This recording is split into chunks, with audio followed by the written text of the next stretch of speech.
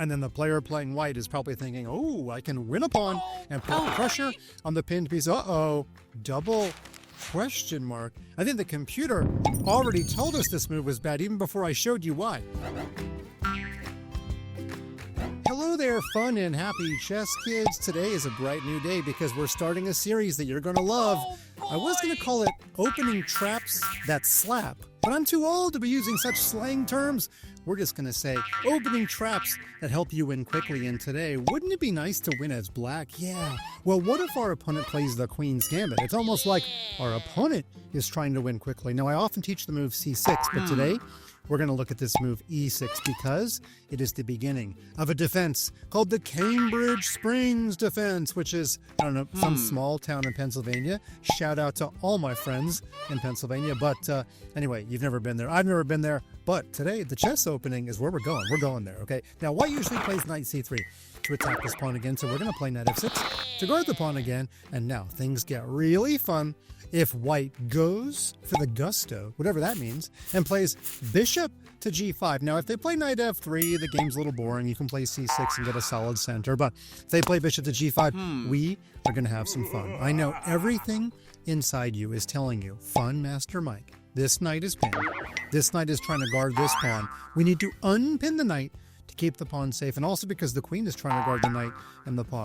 And everything that you have said, or at least I have said, but is probably going inside your brain, makes sense. And you're going to thinking probably to play the move bishop to e7, which is actually not a bad move at all. This is kind of like a mainline Queen's Gambit declined, but that is not a small town in Pennsylvania that we are traveling to. Oh no, we're going to play the Cambridge Springs, which is where we play the very strange move knight on b to d7. Now, this is by itself not a bad move, and in fact, this opening has a lot of trappy elements. Even Magnus Carlsen has played this opening for black amongst some other world champions. Now, I know it looks weird because we're keeping the pin, and we're even cutting off our queen's protection of d5, but you know what? It's time for trap number 1. Here we go. I think a lot of players in this position will take a look at Mr. Pawn right here, and they'll say, hey, I've got 2 attackers, but you only have 1 defender. The knight doesn't count as a defender because it's pinned.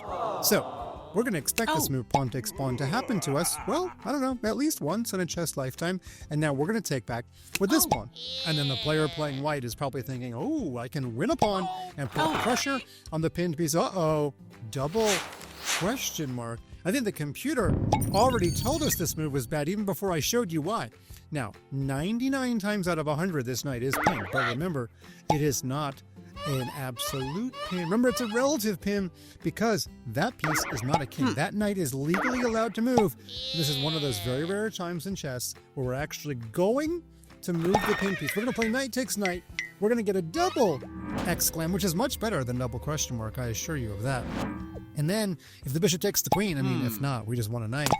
Guess what? White has no queenside development, and our bishop comes jumping out to the b4 square, laughing at white. Well, not really laughing necessarily, but definitely making fun of white a little bit, that there's nothing good to block with. White's only legal move is to give up the queen. And now you actually have a very fun decision. You can, of course, take the queen and then take the bishop, which means you'll be ahead material. But you know what you could also do?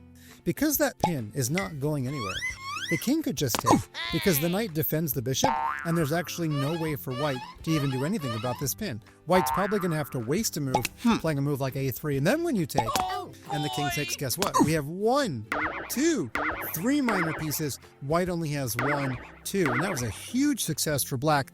We won a piece out of the opening of the chess game. Yeah. But guess what, kids? There's more. Let's move on to Cambridge Springs trap numero dos. Oh yeah, here we go. Back to the beginning. Do you remember what the second move is for black? I'm kind of testing your memory.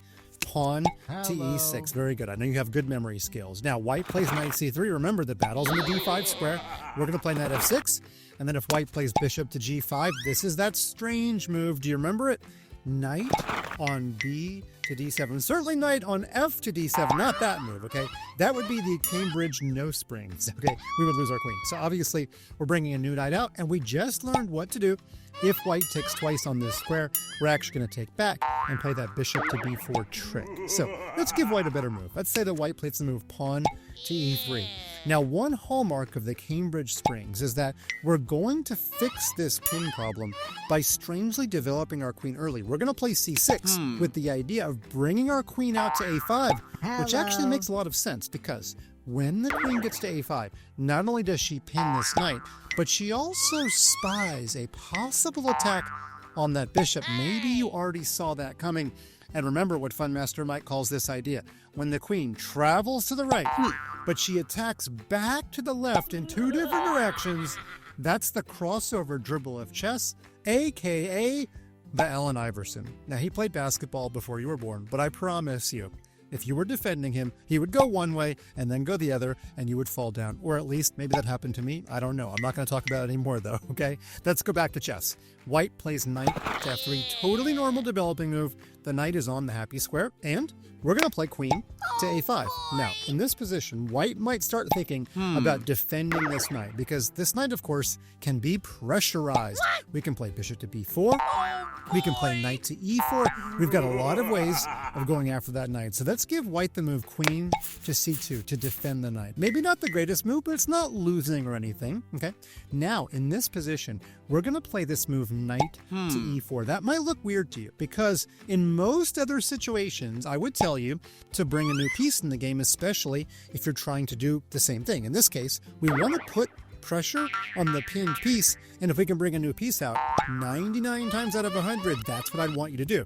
But there's actually a reason we're going to use the other piece. We're going to play knight to E4. Number one, we pressurize this bishop in addition to the knight. And number two, we no longer allow the bishop to even be able to take our knight. Turns out that bishop is going to be the target for Mr. Allen Iverson over here, or maybe that's Mrs. Allen Iverson. We shall call her Amelia Iverson. Okay, now, in this position, white might very well get annoyed at your knight being right here on E4 and play the move bishop to D3.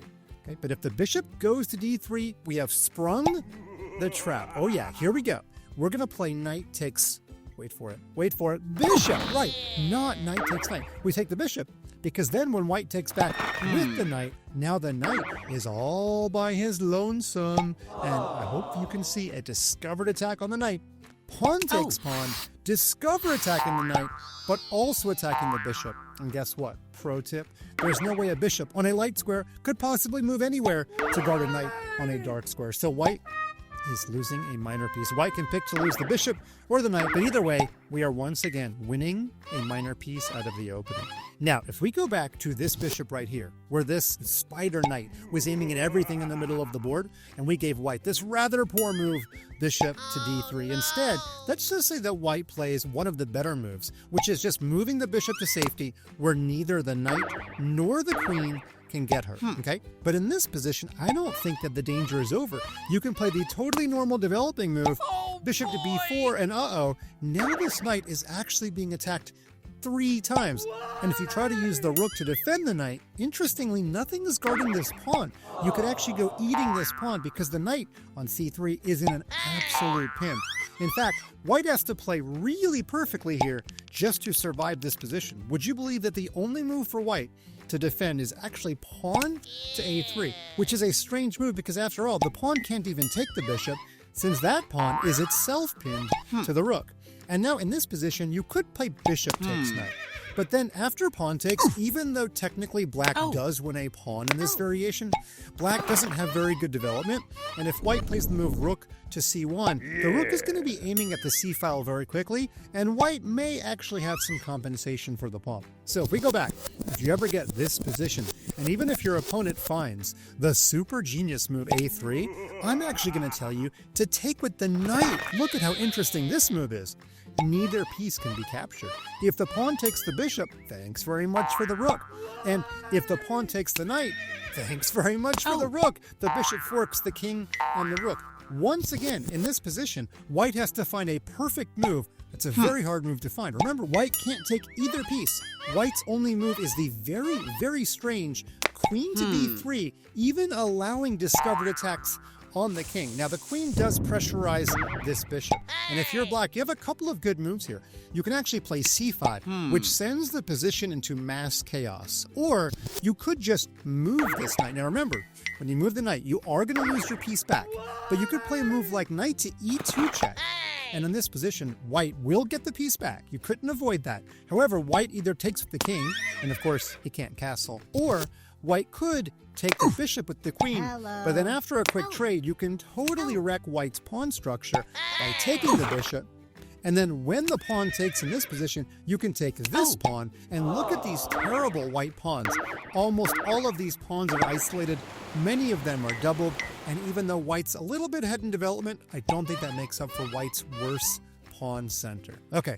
We're going to go over one last line, one last trick. It is Cambridge Springs trick number 3. Here we go. Okay, back to this position. And here, we've already looked at the move queen to c2. Okay, that was the line that we just looked at. Well, what if white plays knight to d2? That completely breaks the pin and prepares to bring the knight to a square like b3 to finally get your really annoying Amelia Iverson queen out of there. Well, in this position, knight to e4 doesn't make quite as much sense. So let's play bishop to b4 and double attack this knight. White's probably going to play queen to c2 to defend the knight. Then let's go ahead and castle our king. And then if white ever puts the bishop on d3, guess what?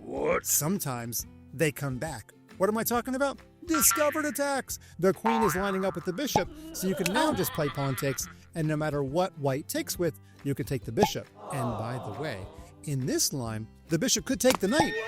And we have an in-between move. Here, don't just take back, because then white will take here, and white will actually save the piece. But you can play the in-between move, pawn takes bishop, and because you're hitting the queen, there's no time to save the bishop. No time, Dr. Jones. So white has to take the pawn with something, well, actually only the queen, and then we take back. And once again, if you count, or even if you're lazy and wait for Fun Master Mike to count, we've got 3 minor pieces versus 2, and 3 versus 2 is always better, especially in ice cream, but except in homework assignments. I'd rather have 2 than 3 homework assignments, special exception. Okay, boys and girls, the next time somebody plays the Queen's Gambit against you, you have a new tricky opening you can try against them. You can play the Cambridge Springs defense, which I think is a lot more fun than traveling to that small town in Pennsylvania.